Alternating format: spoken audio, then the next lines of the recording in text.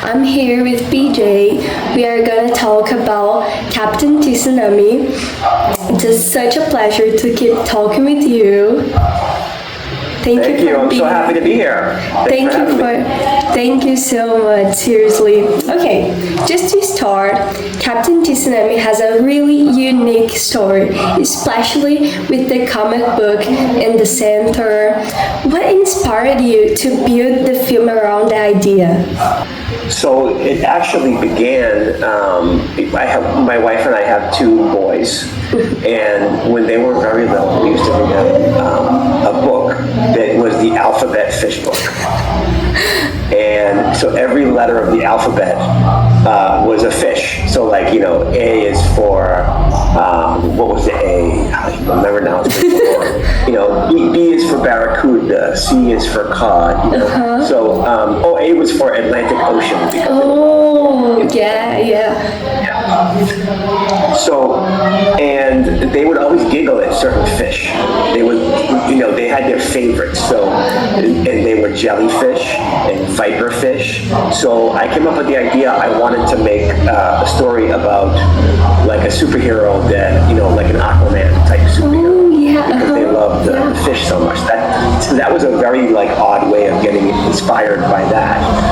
And then it just kind of organically grew from that. So and the story changed many different times as I was developing it. But I really, most of my stories are about family, what it means to be a family and found families, like misfits that become families. A lot of my stories have those themes. So that's where I wanted to definitely get that in there. And I wanted to create this superhero. And I was a big fan of cartoons, like Saturday morning cartoons when I was growing up, and I would always watch them every Saturday morning. So I wanted to create this Captain Tsunami guy to be this, he was a cartoon in the 80s, and before that he was a comic book. I like comic books a lot too. So I wanted to make this kind of this fictional hero that was a comic book and a cartoon, and then became like a big superhero movie. So it was kind of like a movie within the movie. So that's how the story just kind of grew out of that. So I know that's kind of a long-winded answer, but that's where it began. And then I met Madeline McGraw on a film shoot. I'm sorry, on a commercial shoot. So and we had already shot a lot of the movie before I met her. But then after meeting her and then staying in touch with her mom, I said it would be great if I could write a role for Madeline. And she said, yeah, let me know. So she said that they would love to be part of something, this movie that I'm doing. So I wrote the role for Madeline and sent it to the mom. And she's like, yeah, we'd love to do it. So then the story kind of veered into that because she's so good at being dramatic. She has such dramatic chops, and she's great at showing her emotions and crying. So I wanted to give her something very juicy to show her carry the entire movie with me. So that's how it kind of grew into what it is now. I love it. It's such a crazy story, but it's so cool. I love it so much. And thank you. As the writer, how did you balance the mystery with the emotional journey between Emma and her mother? Yeah, when I was writing the story, my main concern is basically keeping everybody interested, keeping the viewer interested, keeping the reader interested when they were first reading the script before we shot it. So it just becomes, knowing where the story is going to end up.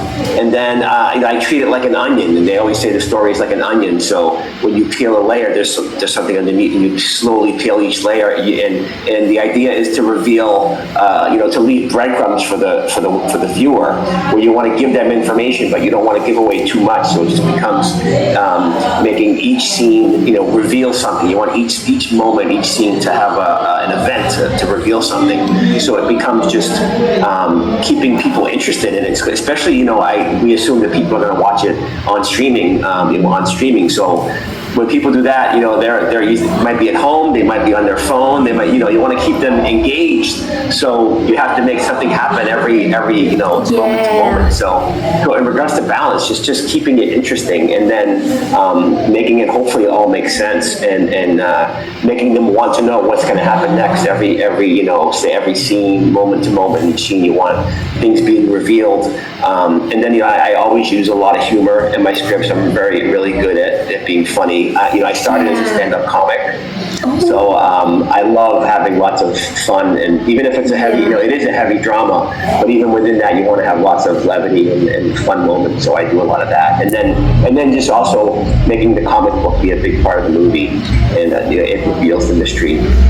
So that was an important thing to us. So so it just really becomes just to keep it interesting and fun and mysterious. If hopefully that answers your question. You also play Glenn in the film, right? How did you, being the writer, influence the way you play him as an actor?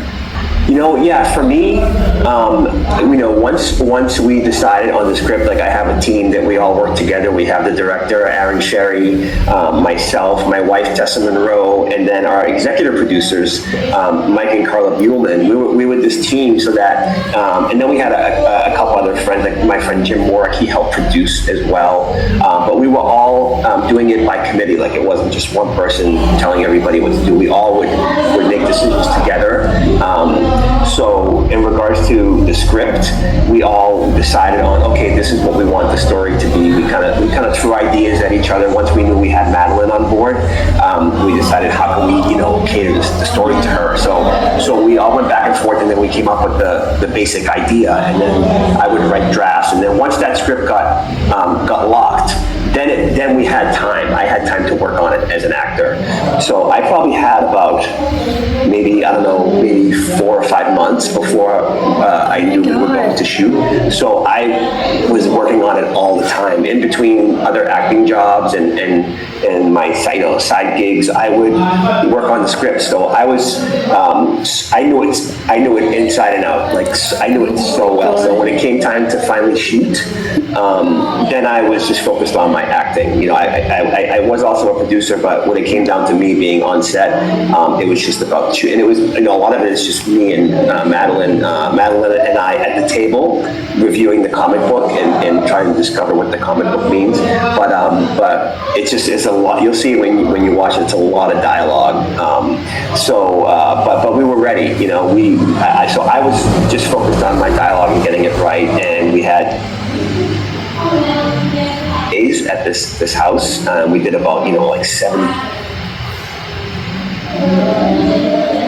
I was just focused on that. Now I think you froze. Are you still there? Oh, I'm here. Oh, your image froze on the screen. Oh. But I think that pretty much answers your question, hopefully. Yes, it totally does. I love it. I cannot wait to watch the movie. Seriously, I'm so excited. Thank you. Okay. Thank you. Was there a moment? Wait, what? I can't wait for you to see it. I'm so happy with it. I'm so proud of it. So yeah. I could imagine. I saw the trailer and I was like, oh my god, that is so amazing. Like I cannot wait. Madeline is so good in it. She's amazing. Yeah, you both did so well, and the rest of the cast, oh my god, is the best cast ever. Seriously. Thank you, and it's mostly friends. They're my friends. Yeah, Frank this makes everything. Yeah. This makes everything better, right? Yeah, totally. Especially a shoot like that where we didn't have a lot of money. You want to have people that are all on board and all have the same passion, and then it just makes it more fun. Yeah, when it's like a family. Yeah. Was there a moment during filming where being both an actor and producer was especially challenging for you? Yeah, producing a low-budget independent film is really hard. It's a lot of work, so every day is challenging. But I made a promise to myself when we started this whole process with Capitão Tsunami that everything was going to be fun. Like I was, made a point to be like, okay, it's like a dream come true to make a movie and for me to be able to star in it. So I, even though it was challenging, I made sure that I enjoyed every step of the way. I made sure every day on set was fun, and we did. We even if there was a time where we were having some kind of difficulty, whether it be like I'm trying to think what the roadblocks were. The shoots themselves weren't that bad because we were very prepared. We had everything planned out. So once we got on set, there weren't really any big road bumps. During the original shooting, like there was one time when our actor Craig Frank, he booked big national commercial. And, you know, our budget was lower, so we made sure, you know, we had to stop that day and say, okay, Craig has to go and shoot something. So we had to like adjust the schedule. There was like challenges like that. But otherwise, it wasn't that bad. It just became, how do we accomplish this? How do we get through every day, get through our pages? But I don't know if you know, but we actually started shooting the original footage in 2019, before the pandemic.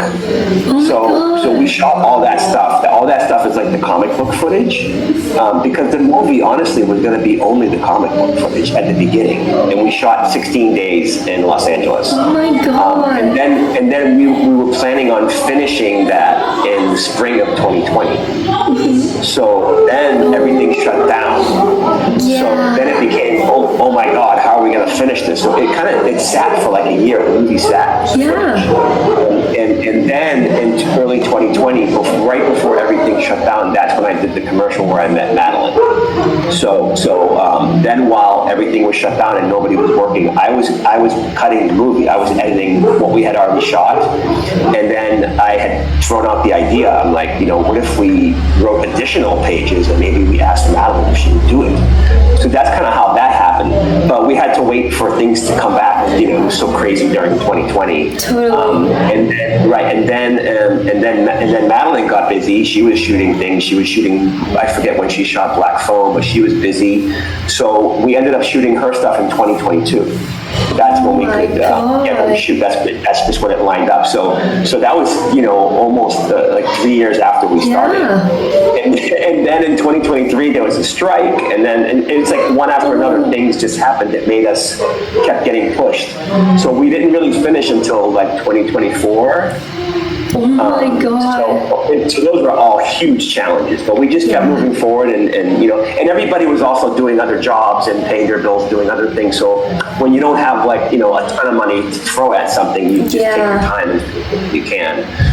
So then finally we finished in like end of 2024. We started submitting to some festivals, and then we finally got Dances with Films was our first festival, and we were the closing night movie. So we were honored because we love that festival. Dances with Films is one of my favorite festivals. I go every year.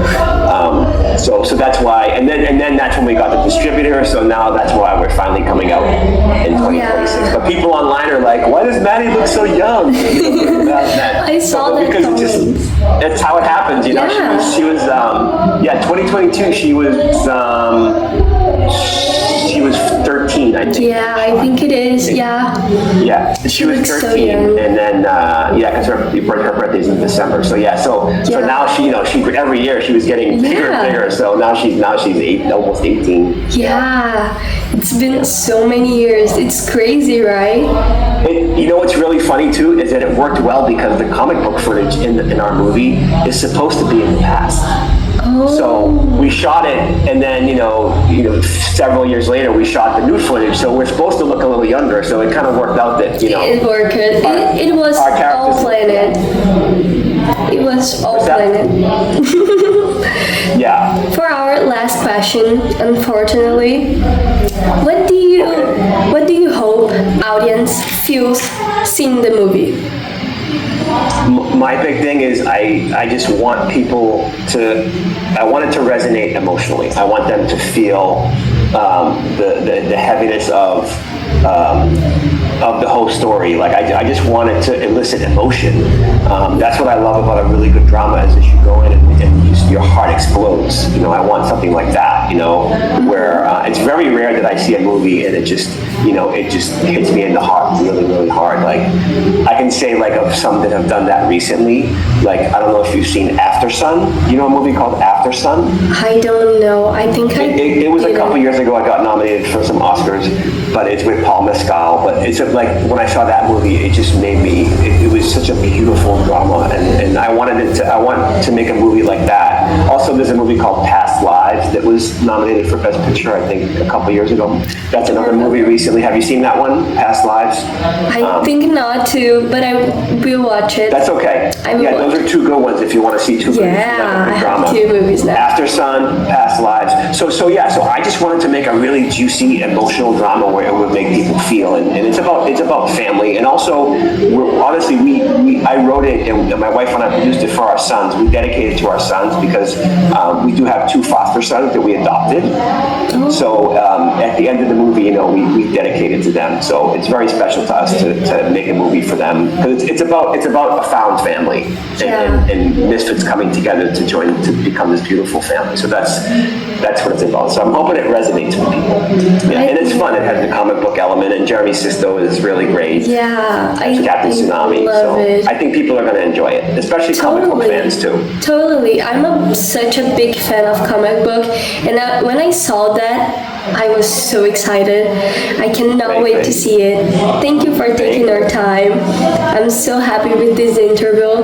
Sorry if something's failing, but thank you so much for it. I'm so happy, and people have to see Captain Tsunami and April 23rd. Yeah. In Apple TV, Fandango, and Prime Video? Amazon Prime. Yeah, okay. Yeah. Bye. Thank you so much. Thank you so much. Bye.